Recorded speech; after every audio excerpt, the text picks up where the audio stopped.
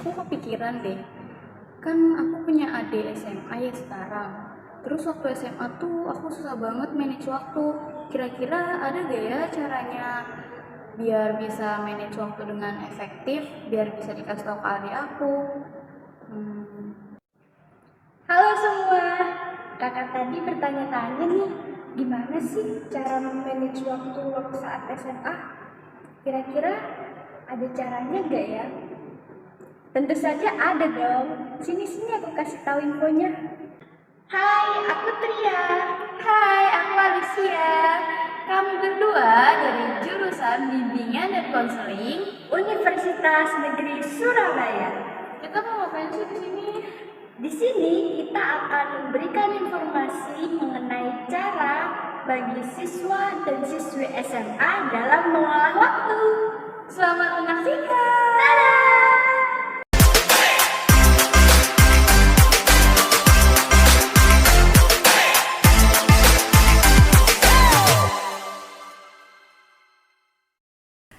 Oke, buat kalian yang sekarang lagi duduk di bangku SMA dan punya keinginan untuk belajar memanajemen waktu, video ini cocok loh untuk kalian karena banyak info menarik dan tentunya bermanfaat. Ada beberapa cara untuk memanajemen waktu bagi anak SMA yang bakal dibahas di video kali ini, yaitu yang pertama, perencanaan waktu. Yang kedua, teknik belajar efektif. Yang ketiga, evaluasi dan penyesuaian. Yang keempat, menangani ujian dan ujian tengah semester. Dan yang terakhir, aplikasi yang dapat membantu manajemen waktu. Masuk ke pembahasan pertama kita, yaitu perencanaan waktu.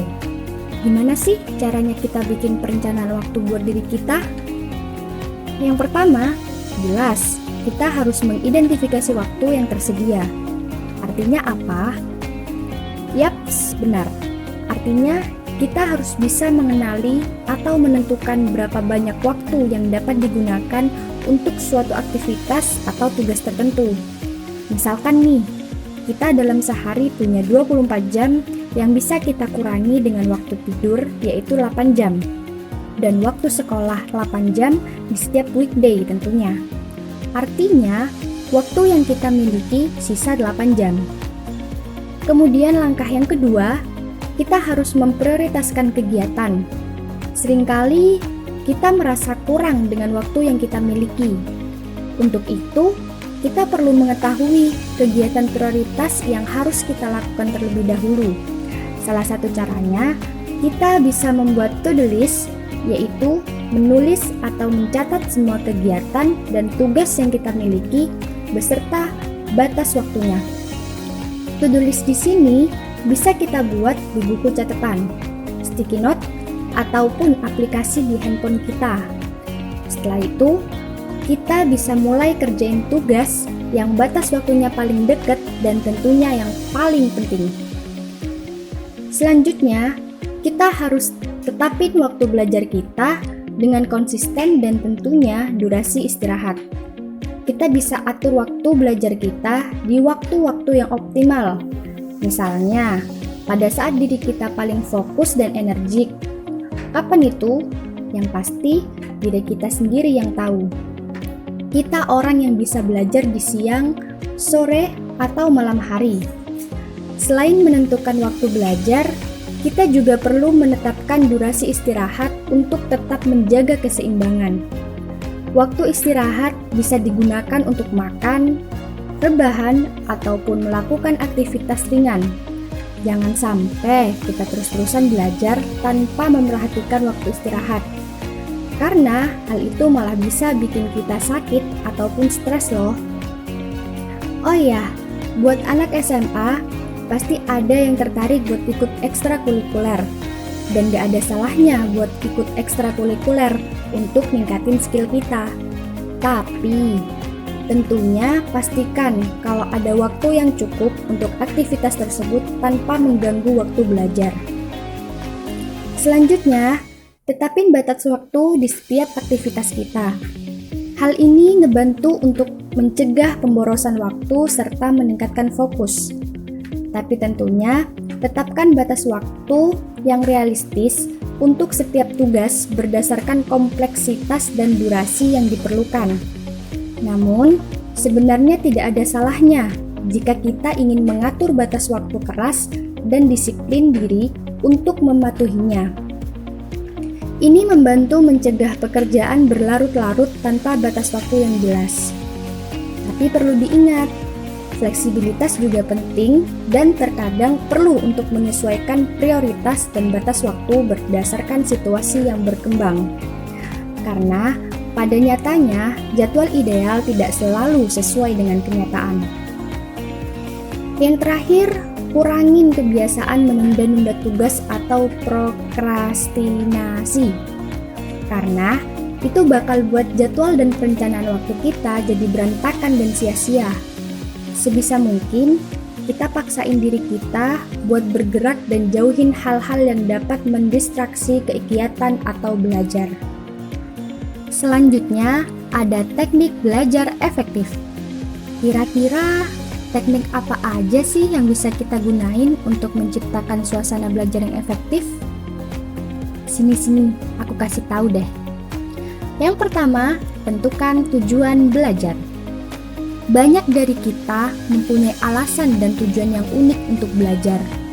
Beberapa mungkin ingin memperoleh pengetahuan untuk mencapai karir yang mereka impikan, sementara lainnya mungkin ingin menguasai keterampilan dan pengalaman tertentu agar nantinya dapat mencapai pertumbuhan pribadi, bahkan dapat membantu orang lain. Nah, seringkali kita belum bahkan gak bisa nentuin dan fokusin tujuan belajar kita sebenarnya tuh kemana dan buat apa sih? Padahal menentukan tujuan belajar merupakan langkah awal yang sangat penting dalam perjalanan pendidikan seseorang loh. Kenapa begitu ya? Karena ketika kita telah memiliki tujuan dan arah yang jelas, hal tersebut dapat menjadi kompas yang bisa membimbing kita dalam meraih pencapaian-pencapaian yang kita inginkan. Gak hanya itu loh, kita juga bisa mengukur kemajuan yang telah kita capai dan menentukan serta menyesuaikan langkah-langkah selanjutnya yang bisa kita lakukan untuk meraih pencapaian tersebut. Oh ya, aku kasih tahu nih ya, tujuan-tujuan ini bisa menjadi salah satu motivasi kita saat menghadapi tantangan ketika proses belajar berlangsung. Karena dengan adanya tujuan tersebut membantu kita untuk fokus dan mengerahkan energi serta waktu kita dengan lebih efisien. Nah, maka dari itu kita perlu menentukan tujuan belajar kita kemana dan untuk apa, supaya dapat mempermudah kita dalam mencapai keinginan kita ya teman-teman. Yang kedua, menggunakan teknologi edukatif. Setelah menentukan tujuan pembelajaran, selanjutnya kita bisa menggunakan teknologi yang ada sebagai alat untuk membantu kita dalam mencari materi pembelajaran. Nah, untuk anak-anak SMA kan udah nggak asing lagi nih sama yang namanya teknologi. Ini tuh bisa jadi poin penting loh buat kalian karena dapat mengaplikasikannya dengan mudah. Di mana kalian bisa mengeksplor jejaring internet buat dapetin materi dan informasi seputar pembelajaran yang kalian butuhin. Contohnya nih, kalian bisa mengakses aplikasi dan platform belajar seperti Ruang Guru untuk memperoleh edukasi yang kalian butuhkan dengan bantuan para mentor yang siap membantu kapan saja. Terus, kalian juga dapat lebih menghemat waktu dan tenaga kalian karena bisa mencari bahan materi secara online yang hanya membutuhkan alat elektronik seperti handphone dan laptop serta paket data atau wifi. Yang ketiga, menggunakan teknik Pomodoro. Teknik Pomodoro merupakan salah satu teknik atau metode yang bisa kita gunain untuk mengatur waktu belajar kita dengan melibatkan pembagian waktu ke dalam beberapa periode kerja yang diselingi dengan istirahat singkat. Kenapa harus menggunakan teknik ini? Karena teknik ini dapat membantu meningkatkan fokus dan produktivitas kita dalam belajar. Hal ini disebabkan oleh pembagian waktu yang teratur dengan baik. Selain itu, teknik ini juga bisa membantu mencegah kelelahan dan menjaga konsentrasi loh. Karena terdapat jeda atau waktu istirahat. Sehingga kita tidak terforsir untuk terus belajar dalam waktu yang lama dan membuat fisik serta pikiran kita capek. Gimana sih cara nerapinnya? Nah, caranya bisa kita mulai dengan menetapkan tujuan kita. Misalnya nih, kita mau ngerjain atau nyelesain tugas apa sih? Barulah di situ kita bisa memfokuskan tujuan yang udah kita buat. Selanjutnya, kita perlu mengatur timer atau waktu selama 25 menit. Di mana dalam satu set timer ini biasanya disebut dengan 1 Pomodoro. Di dalam waktu tersebut, kita harus memfokuskan pikiran kita sepenuhnya pada tugas yang akan kita selesaikan. Kemudian, kerjakan tugas yang ingin kita selesaikan dengan mengusahakan sebisa mungkin tidak ada gangguan yang dapat memecah fokus kita selama 25 menit tersebut. Lalu, setelah 25 menit berlalu, berilah jeda atau waktu istirahat pada diri kita selama 5 menit. Manfaatkan jeda waktu 5 menit ini untuk relaksasi atau hanya sekedar meregangkan otot. Jika telah habis waktu istirahat, lakukan ulang siklus 25 menit belajar dan 5 menit istirahat sampai kurang lebih 4 siklus atau sekitar 2 jam. Setelah melakukan teknik Pomodoro selama 4 siklus ini, tambahlah waktu istirahat atau jeda belajar yang awalnya 5 menit menjadi sekitar 15-30 menit. Lakukan cara belajar efektif ini sesuai dengan kebutuhan dan kondisi kita ya. Oke, selanjutnya setelah kita udah buat perencanaan waktu dan udah tahu teknik belajar yang efektif, ada tindakan lain nih yang perlu kita lakukan, yaitu evaluasi dan penyesuaian. Artinya apa? Yaps, artinya kita harus tahu cara melakukan penyesuaian jika ada perubahan jadwal ataupun tugas tertentu. Dan evaluasi artinya kita harus mengevaluasi rencana manajemen waktu secara berkala. Karena hal ini sangat penting untuk dapat memastikan efektivitas, mengidentifikasi perubahan kebutuhan, dan memastikan pencapaian tujuan secara konsisten. Berikut ada beberapa alasan mengapa penting untuk melakukan evaluasi berkala terhadap rencana manajemen waktu. Yang pertama, yaitu mengukur kemajuan terhadap tujuan yang telah ditetapkan dan juga untuk melihat sejauh mana sih kita mencapai target. Yang kedua, untuk mengidentifikasi perubahan prioritas. Karena yang kita tahu, tugas atau kegiatan itu bisa saja berubah-ubah, begitu juga dengan kebutuhan serta prioritas. Nah, untuk itu penting banget nih buat kita melakukan evaluasi biar bisa nyesuaiin rencana manajemen waktu kita. Selanjutnya, yang gak kalah penting yaitu untuk mencegah diri kita mengalami kelelahan dan burnout.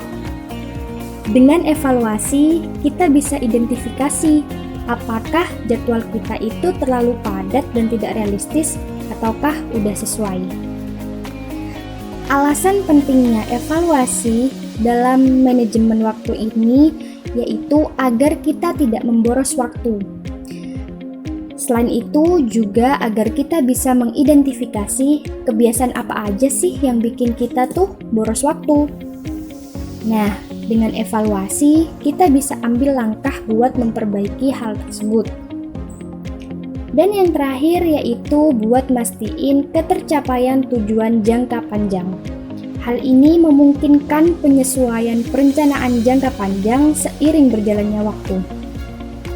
Dengan mengevaluasi rencana manajemen waktu secara berkala, kita bisa memastikan loh bahwa waktu dan energi kita itu diarahkan ke arah yang paling produktif dan sesuai dengan tujuan yang ingin kita capai. Ini adalah praktik yang vital untuk meningkatkan produktivitas dan mencapai keseimbangan yang sehat dalam kehidupan sehari-hari. Lalu, setelah evaluasi dan penyesuaian, berikutnya ada strategi atau cara untuk menangani ujian dan ujian tengah semester. Nah, di pembahasan ini aku mau bagiin ke dalam beberapa poin ya. Apa aja sih strategi dalam menangani ujian untuk pelajar SMA? Cus, kita pahami bersama yuk. Yang pertama, ada strategi perencanaan waktu dalam belajar. Di strategi ini, kita bisa membuat jadwal belajar yang teratur dengan memisahkan waktu belajar di setiap mata pelajaran. Di sini, kita juga bisa menerapkan dan memanfaatkan teknik Pomodoro yang udah aku jelasin sebelumnya ya. Yang kedua, pahami materi secara mendalam. Nah, di sini kita bisa menggunakan sumber-sumber atau referensi seperti buku mata pelajaran, buku catatan, bahkan sumber online yang terdapat di internet. Setelah itu, agar lebih mempermudah pemahaman kita, buatlah rangkuman atau mind mapping mengenai materi yang kita peroleh dari sumber-sumber atau referensi tadi. Kemudian yang ketiga, ada praktik dan latihan soal. Pada bagian ini, bisa diterapkan dengan cara mengerjakan soal-soal latihan untuk menguji pemahaman kita terkait materi yang nantinya akan diujikan. Kita bisa berpacu pada soal-soal latihan di tahun-tahun sebelumnya, karena konsep dan bentuk soal-soalnya pasti tidak akan jauh berbeda. Selanjutnya yang keempat, kita perlu melakukan kegiatan belajar bersama teman, di mana pada kegiatan ini dapat membantu kita untuk lebih memahami materi dengan cara berdiskusi dengan teman sekelas atau teman sebaya, serta mencari cara supaya dapat memahami dan mengerti materi pembelajaran dengan baik dan benar. Hal ini dinilai efektif karena siswa akan lebih mudah dan lebih berani bertanya kepada teman-temannya daripada ke guru atau orang dewasa yang lebih paham terkait materi pembelajaran. Misalnya, seperti bertanya kepada orang tua, guru les, guru mata pelajaran, kakak kelas, dan lainnya. Strategi kelima adalah cukupkan waktu istirahat terutama sebelum pelaksanaan ujian berlangsung. Di sini, kita perlu memastikan bahwa durasi istirahat kita cukup sebelum menghadapi ujian. Kira-kira sekitar 6-8 jam per hari, karena dengan durasi tidur yang cukup dapat membantu kita dalam mengingat dan berkonsentrasi. Selain itu, olahraga dan kegiatan yang menyenangkan untuk meningkatkan mood juga bisa dilakukan agar dapat menjaga keseimbangan diri kita sebelum ujian. Selanjutnya, setelah melakukan istirahat yang cukup, kita perlu nih untuk memahami format ujian yang nantinya akan muncul dalam ujian. Misalnya, pilihan ganda atau esai. Nah, di sini kita juga bisa sekaligus mulai mempersiapkan diri dengan melakukan ujian simulasi untuk mengukur kemampuan kita dalam kondisi dan situasi ketika ujian. Perlu diingat bahwa dengan melakukan simulasi ini bertujuan untuk melatih kita supaya terbiasa sehingga nantinya kita tidak kaget ketika menghadapi ujian sesungguhnya. Jadi, kita juga perlu melakukan kegiatan evaluasi setelah melakukan ujian simulasi tadi, agar kita bisa tahu dan menilai hal apa aja sih yang sekiranya masih kurang dari diri kita. Seperti contohnya di bagian waktu, apakah udah sesuai dengan waktu yang nantinya disediakan oleh guru ketika ujian berlangsung atau tidak. Dan yang terakhir, perlu adanya konsistensi dalam mempersiapkan ujian yang akan kita hadapi. Mengapa begitu? Karena dengan kita konsisten melakukan persiapan-persiapan sebelum ujian, maka hampir dapat dipastikan kita telah memegang kunci kesuksesan ketika menghadapi ujian tersebut. Nah, pada saat kita konsisten melakukan kegiatan pembelajaran sebelum ujian, secara tidak langsung kita telah menghindari yang namanya belajar singkat dan cepat sebelum ujian. Biasanya kegiatan tersebut disebut dengan SKS atau sistem kebut semalam. Ayo, pasti udah nggak asing kan di telinga kalian? Tahu nggak kenapa cara belajar ini harus banget dihindari? Sini aku kasih tahu jawabannya. Jadi, belajar singkat dan cepat ini dinilai kurang efektif karena bisa membuat pikiran kita blank. Hal ini diakibatkan oleh kegiatan otak yang dipaksa untuk menampung materi-materi dan ingatan yang cukup banyak dalam waktu singkat. Sehingga otak atau pikiran kita jadi bingung untuk menerima dan menyimpan memori-memori tersebut. Oke, sekarang kita masuk ke pembahasan terakhir nih, yaitu aplikasi apa aja sih yang bisa membantu kita dalam memanajemen waktu. Nah, di sini aku bakal spill 6 aplikasi yang bisa digunain untuk membantu kita dalam memanajemen waktu. 6 aplikasi tersebut diantaranya ada 1. To-do list. To-do list merupakan aplikasi yang dapat membantu kita untuk membuat jadwal. Nah, di dalam to-do list ini terdapat tema yang cantik yang bisa kita sesuaikan dengan keinginan kita. Selain itu, aplikasi ini juga disertai dengan alarm pengingat dan yang terpenting aplikasi ini gratis loh. Yang kedua, ada Focus To Do.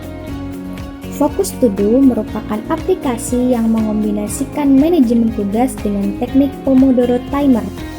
Jadi, di dalam aplikasi ini kita bisa mengatur tugas perencanaan jadwal, melacak kebiasaan, dan melacak waktu. Nah, di dalam aplikasi ini terdapat alarm pengingat dan fitur menarik yang dapat mengubah waktu fokus kita menjadi tumbuhan. Hal ini merupakan cara menarik untuk menambah motivasi dan membuat kita lebih produktif. Yang paling penting nih, aplikasi ini juga terdapat fitur untuk mencegah gangguan dari aplikasi lain yang bisa membuat kita tuh sulit untuk fokus. Yang ketiga ada Time Planner. Time Planner merupakan aplikasi manajemen waktu yang dapat membantu kita meningkatkan produktivitas. Aplikasi ini bisa mengatur jadwal baik harian, mingguan, bulanan, ataupun tahunan. Aplikasi ini juga disertai dengan berbagai jenis pengingat dan juga tanda prioritas tugas. Selanjutnya ada Focus Plan. Focus Plan merupakan aplikasi yang memiliki konsep seperti bermain game, di mana terdapat motivasi untuk kita agar bisa lebih fokus dengan cara yang menyenangkan. Terdapat banyak tampilan lucu dan menggemaskan di dalam aplikasi ini. Nah, jika kita berhasil fokus dalam selang waktu tertentu yang udah ditentukan, itu tuh bakal ada tanaman yang tumbuh di dalam aplikasi ini. Hal tersebut dapat memacu kita untuk tetap fokus menjalankan misi kita. Selain itu, aplikasi ini juga merupakan aplikasi yang digunakan untuk membantu fokus belajar dengan mengatur waktu fokus Pomodoro. Yang terakhir ada daftar tugas aplikasi. Daftar tugas aplikasi merupakan aplikasi yang membantu kita untuk manajemen tugas dengan tampilan dari aplikasi yang sederhana dan simpel, sehingga bisa menghemat penyimpanan ruang handphone kita. Di dalam aplikasi ini, kita bisa mengelompokkan tugas dalam daftar tugas tertentu. Jadi, bentuk aplikasi ini tuh seperti to-do. yang nantinya ketika kita telah selesai melaksanakan tugas atau jadwal kita bisa menceklisnya atau mencentangnya. Nah, di dalam aplikasi ini juga terdapat opsi untuk menambahkan tugas melalui suara, serta pemberitahuan menggunakan suara ataupun notifikasi getaran. Poin pentingnya, daftar tugas aplikasi ini merupakan aplikasi gratis. Gimana nih teman-teman? Bermanfaat dan menarik bukan informasi yang kita sajikan? Jangan lupa diterapkan ya buat kalian para pelajar SMA. Semoga bermanfaat dan semangat!